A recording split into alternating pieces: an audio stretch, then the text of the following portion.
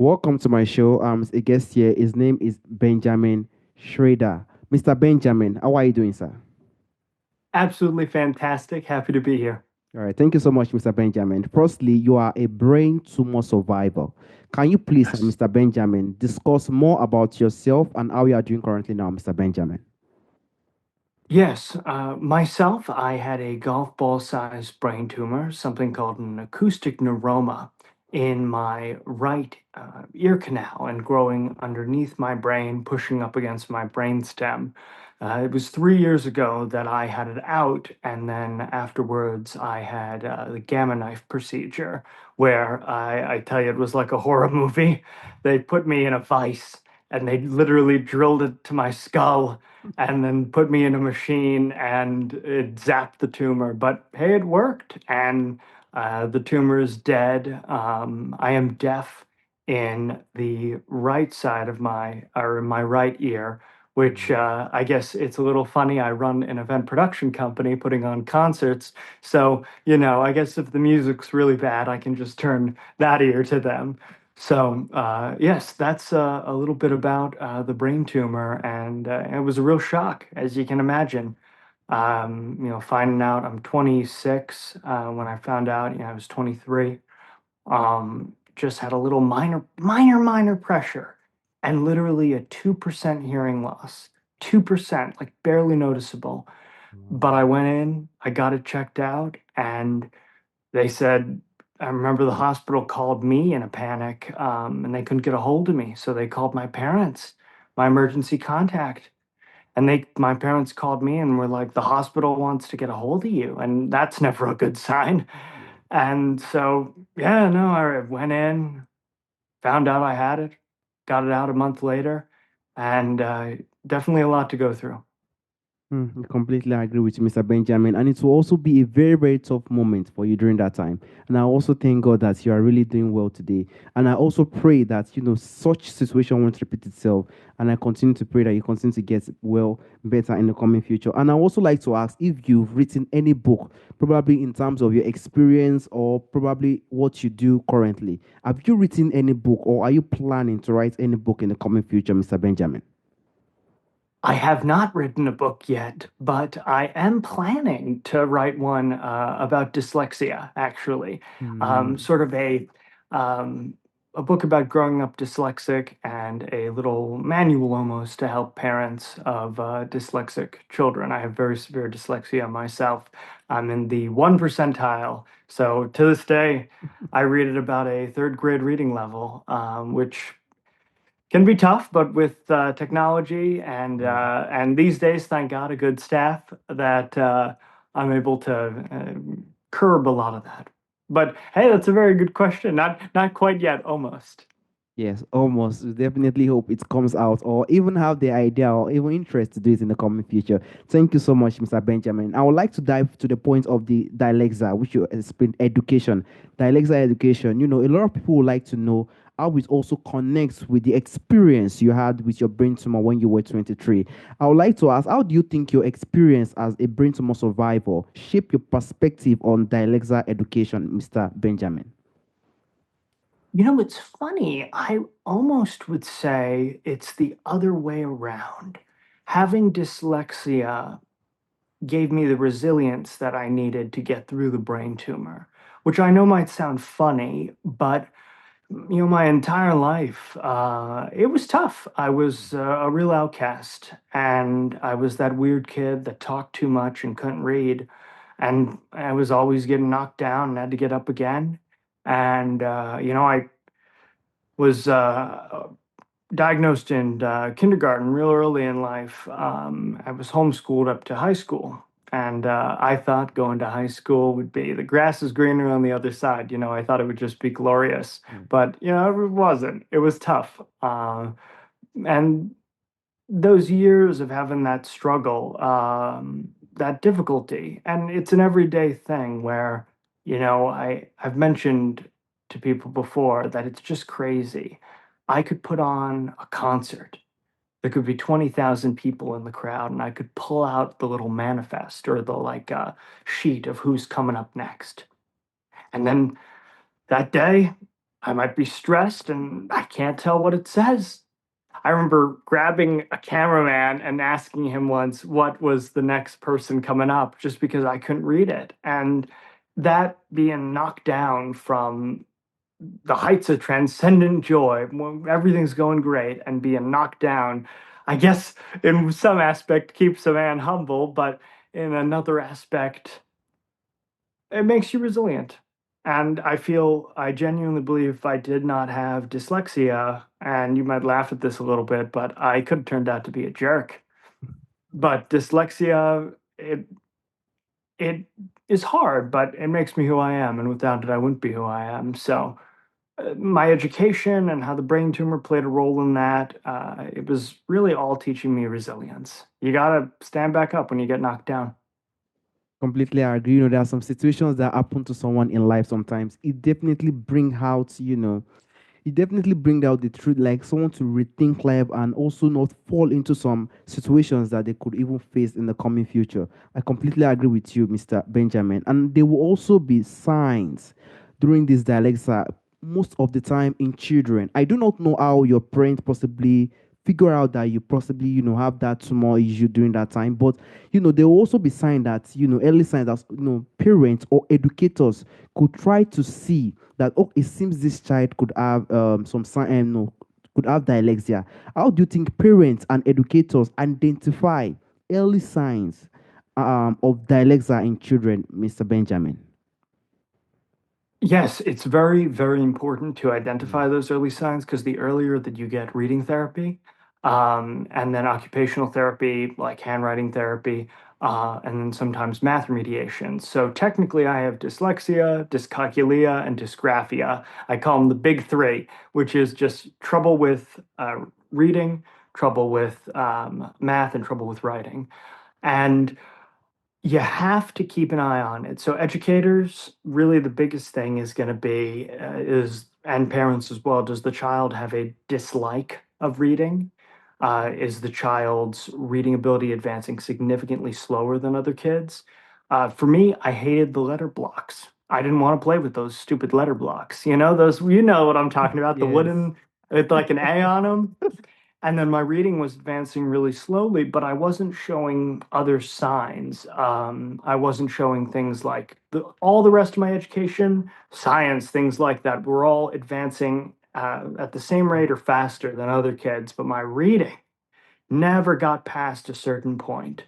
And so that was how in kindergarten they had said, okay, let's get them tested for dyslexia. And the reason you always want to do the testing is that that's the only way to get accommodations. For all of my life up to 18, I had to do dyslexia testing every 3 years with forgive me, I forget, her name was Lynn Henton, but I forget her title. It is a learning specialist who does that diagnostic work. Mm. So keeping an eye out really on how your child's reading is advancing and how they feel about reading. So, like for me, the two best ways that I describe dyslexia, the first is it is like looking at a foreign language for me. So I could tell you each letter, I could tell you each character, but I just can't tell you what that word says. And it feels almost painful, isn't the right word, but it feels like mentally straining, where us dyslexics, we have the same number of neural net connections as other people. They're just spread out differently. So you're fighting almost to figure out what that is. So that level of frustration and discomfort in reading is definitely an important thing to look out for. More of that education point where students will learn. Thank you so much, Mr. Benjamin, for that. And I also like to go to the point of schools. A lot of schools, the way they possibly might be treating dyslexia, when it comes to approaching dyslexia, could be in a way, sometimes could be in a way that might not be really, really approaching Mr. Benjamin. I would like to ask if there is any changes you would like to see in the way schools approach dyslexia education, Mr. Benjamin? So I have to say, and forgive me, a minor technical difficulty on my end. I have to say that I am pleased recently in the United States, dyslexia was reclassified from like a maybe disability to an actual disability, which that is good to see. Now, myself, I always call it a learning difference. I believe it makes people who they are, that it's tough, but it's a difference in how one learns. I had to learn how to memorize everything, so I'm pretty good at memorization, but not so good at the reading part. There have been a lot of advancements in the last 20 years because when I was a kid, there was not much help. I ended up having to go to a Catholic school because they were one of the only places, after I was homeschooled. My parents are saints, and they homeschooled me my early life because there was nowhere. There was nowhere, even the school for dyslexics, there was nowhere that could help someone with the level of severity that I had, that people said I'd never read. And only with the original Orton Gillingham program was I able to actually learn the basics. Orton Gillingham was the very original, before like Scottish Rite, before things like that. There was Orton Gillingham, and that program is very basic. A apple a, B bat buzz, C cat cuh. You had these flashcards to get each letter sound. I hated those flashcards, but it helped, and it was really simple. And these like little Bible stories were Mm, very, very simple, but that helped so much. Mrs. Prim was my teacher, and her son had dyslexia, and she was a retired teacher. She tutored me for years and actually got me to that third grade reading level when everyone said that I couldn't. mm, Now, in the past 20 years, there has been that expansion of help for dyslexics, but there's definitely still a lot of way to go. I think that though I like the term neurodivergent that's being used a lot, where it's talking about people with neurodiversity. So these are different things like ADHD, dyslexia, mm, autism. I think that it can be, it's important to make to distinguish that dyslexia is its own thing, and needs its own specific type of help that might be different than people with ADHD or autism. And so making that distinguishment and getting the reading therapy early. People still don't do the reading therapy early enough. Forgive me, I'm not exactly sure when they start now. I forget the exact time, but I believe it's third grade. If you're diagnosed with dyslexia, you need to be basically start the reading therapy right away. It literally, the earlier you get it, the better. I had 9 years of reading therapy. And so I was very fortunate that my parents made a lot of sacrifices so that they could get that for me. But, not everyone is in that position. So having schools, I'd love to see universal dyslexia testing where everybody gets tested for dyslexia, the people that have it, get that reading therapy right away. But, that can be tough. So figuring something out really where classrooms are a little more conducive, a lot more materials are available, online, and you can just highlight the text and speak it. That's how I got through college.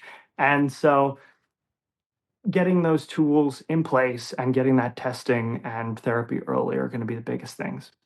I'm really, really glad that this really, really works well in the United States. And even you going to, school, having this grade, even having your early grade in the Catholic school. I also am on a Catholic faith, but I didn't go to the school anyway. But it really, really helps. In those situations. Thank you so much, and I'm so happy that you really walked through and you passed through everything, and you actually succeeded. And that's the inspiration we have to give to other people who are also facing this dialects outside there. And I would like to go to the point of what technology has done when it comes to Dialexa. Like, what role do you think technology has also played when it comes to Dialexa? What role do you think technology has played in helping students with Dialexa succeed today, Mr. Benjamin? I love this question. I absolutely love this question because I love technology. I remember when I was a kid, I got from Reading for the Blind and Dyslexic, an organization that would like manually read textbooks. The people would literally read and record them. I got a Victor Reader, and it was a little black and gray box. and you put SD cards in it, and you had to like go moving forward one chapter, moving forward two chapters, section A, B, and you had to type all through it. Mm, I love that Victor Reader, but whoa, it was a hassle. Today, oh mm, my gosh, today the advancements that have been made, I would not be able to run my company without voice to text and text to speech. Like the fact that I can talk to the phone and it can write down what mm, I say. I'm a big fan of Apple for this. They do a great job of integrating text to speech and voice to text into the system. I can highlight text messages, my emails with you. I read them with text to wow, speech. That wow. is how I function. I mean, that is how without that, I could not function. So getting a child set up with those tools early, I think is very, very valuable. And the advancements with AI lately, I think that, one always wants to be careful because one wants to have that applicable knowledge of their own where they actually Mm, study and learn things. But I think in many ways, AI can help dyslexic students learning things. I love, ChatGPT, the newer models. You can have it talk, you can talk to it. You can literally set it up and talk to it, and it will talk to you back. So if I'm doing research on something or I'm wanting to know about something, I named mine. You can name it. Mine's named Lazarus. I thought it was a great name for an AI because, it's like not 100% alive. I don't know. So yeah, Lazarus. And I always am like, oh, hey, Lazarus, what's this X and such? And then I have it always say, oh, this, my friend, mm, so uh, that's very useful. But I am I'm brought to joy by the technological advancement and how that can help the dyslexic community. My only caution is okay. watch out for the snake oil salesman. There will always be the snake oil salesman, the pen that you highlight the text and it reads it to you. That never worked. I tried that. The magic glasses that are going to make you read right, or the magic paper when it's literally not a problem with your eyes at all. Uh, those type of things, watch out for those, but widely adopted technology that can be applied to help dyslexics is what I'm all for. Because it's the niche technology that it's not going to advance fast, it's not going to be great, but the widely adopted technology, recently you can take a picture of things now on an iPhone and you can highlight the text and have it read to you. Wow. That's a new feature and that's widely adopted and that's great. I mean, there was Prismo back in the day that did that. It was an app and you take pictures of things, but it wasn't as accurate. It was great for the time, but it wasn't as accurate. So widely adopted technologies that can be applied to dyslexics, that's where you want to look and that's where you want to find stuff that can help you. That's very great. I'm also a big fan of ChatGPT, but it's really, really massive. AI is the future, and it's really, really helping in situations like this, assisting in one place or the other. And I also remember at the time you said it is very advisable to get this diagnosis of dyslexia very early. The earlier, the better. Now, lastly, the question I would like to ask is the advice you will have for those who are not diagnosed, that's those who are diagnosed, and those who are diagnosed lately. What advice do you have for adults most of the time with undiagnosed or late diagnosed dyslexia, Mr. Benjamin? It's tough, but not all hope is lost. It never is. I would say if you were diagnosed later in life and you find that your dyslexia impedes your ability to function in the reader's world, get reading therapy. Try to get reading therapy. It might be a little embarrassing. I mean, back in the day, for me, I was a kid and it was humiliating to step out of class for a reading therapy session or to miss lunch for that, or, to be pulled out of class for a test that someone had to read to me. It's embarrassing, but it'll really help you. And dyslexia is not curable, there is no cure. I would argue, it doesn't need to be cured, things like that, but who knows? Maybe Neuralink will fix it all one day. But doing that, it's not curable, but you can curb how much it affects you and you can build neural net connections even later in life. It's going to be harder, but you can build them. So if it's really affecting your life, then go to reading therapy. Sometimes there are balance issues, things like that. Go to occupational therapy. If you need math remediation, literally go and get tutoring. And then sometimes even colleges offer this, and it's sometimes super expensive, sometimes not expensive. Just shop around and find actual help because there is help that you can get.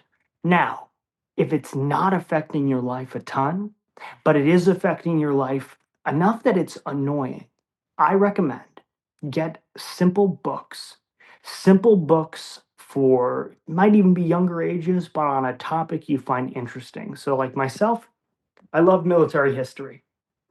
I used to get, and I still do this to this day, old military manuals and like on survival or things like that. And these military manuals were written very simply because these were older and maybe literacy rates weren't as common or things like that. So they were basic.